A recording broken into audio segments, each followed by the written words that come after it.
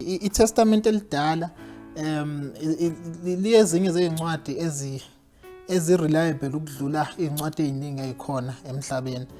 Ngikusholoni lokho, it's because i-Old Testament iney'ncwadi ezazigcinwe emlandweni waka-Israel for iminyakanyaka, and bezi-guided lezi ncwadi by ama-scribes. They were guided by later on by laba esibazi ngokuthi abafarisi kwi-New Testament. Iy'ncwadi ze-Old Testament zinalokho okubizwa ngokuthi i-Pentateuch.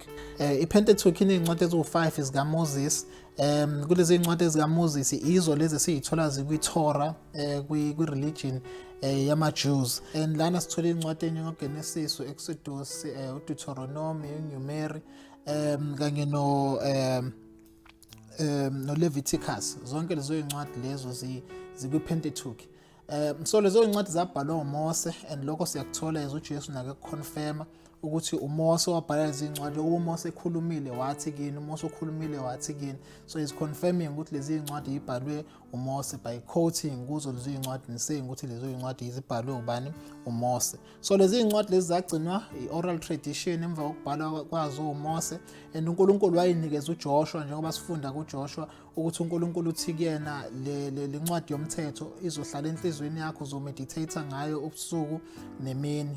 So akufanele idepart emlonyeni wakho. So lokho kusho ukuthini? Kusho ukuthi lezi ncwadi they were handed down from generation to generation, kuyizukulwane nezizukulwane, bekuyincwadi lezi bezaziwa. And ama-scribes abenzani? Abethatha lezi ncwadi ey'phindaphinda ey'bhala futhi bese ayigcine lezo ncwadi ey'ndaweni thizeni.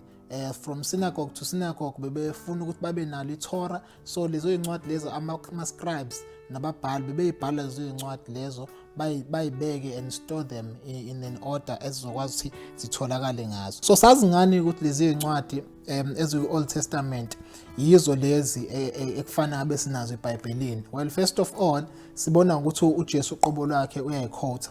When you quote iy'ncwadi eziku-Old Testament, we can be sure ukuthi lezo iy'ncwadi lezo kufanele zibe khona eBhayibhelini. We don't find uJesu quoting iy'ncwadi ezazingekho canonical.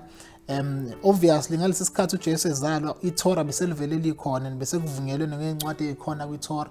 Bekungekho i-dispute ebikhona within isizwe sa-Israel ukuthi iziphi iy'ncwadi kufanele zibe khona kwi-canon yeTorah.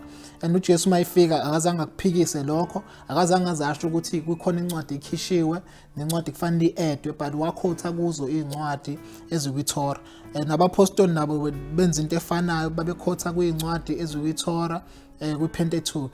Bakhothe futhi kwezinye ze-wisdom esiyithola kwi-Old Testament, bakhothe nakwezinye ezi-historical iy'ncwadi esiyitholayo kwi-Old Testament. So ama-scriptures anga-useful for this is uJohn chapter number 5 verse 46 to 57, Romans chapter number 10 verse 5, nezenzo chapter number 3 verse 22. Zizokukhombisa ukuthi i-Old Testament bebeyikhotha and they regarded it as izwi likaNkulunkulu.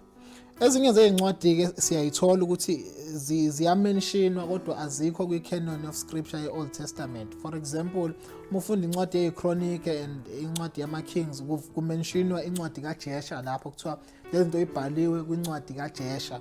So incwadi kaJesha was a book eyekade recorda i-history, but it was not inspired. Kwakungasiyo incwadi ephefumulelwe uNkulunkulu, but yayikade i-accurate in its historical basis. So yayingasetshenziswa for i-history leyo ncwadi kaJesha, but yayingekho inspired. And isizathu sokuthi sithi ayikho inspired is because asibaboni abapostoli beyikhotha, asimboni noJesu eyikhotha, and yayingekho kwi-canon ukuthi kwakufanele ukuthi bekucanon uJesu wayizosho ukuthi le ncwadi kufanele ibe canon, noma ayikhotheke as a clue yokuthi leyo ncwadi leyo kumele ukuthi ibe kwi-canon. Zikhona ezinye-ke iy'ncwadi njengoma-Maccabees, iy'ncwadi ezazibhalwe ngesikhathi kubhalwa khona amakhosi nama-Chronicles, but azange zize zingene kwi-canon ye-Old Testament because zazingekho inspired lezo y'ncwadi lezo.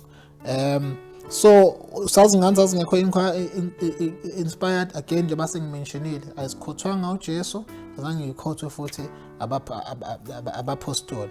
So iy'ncwadi esinazo kwi-Old Testament singaba nesiqiniseko sokuthi at least abapostoli bonke babekade bevumelana ukuthi lezo y'ncwadi zi-inspired, and we can be certain ukuthi uJesu himself waye-approve lezo iy'ncwadi because siyambona eyikhotha, siyambona futhi eyisebenzisa in his teachings. So incwadi ze-Old Testament, they are very reliable in that sense ukuthi uJesu inkosi yethu trusted them, and abapostoli also trusted those books. It is a reliable book.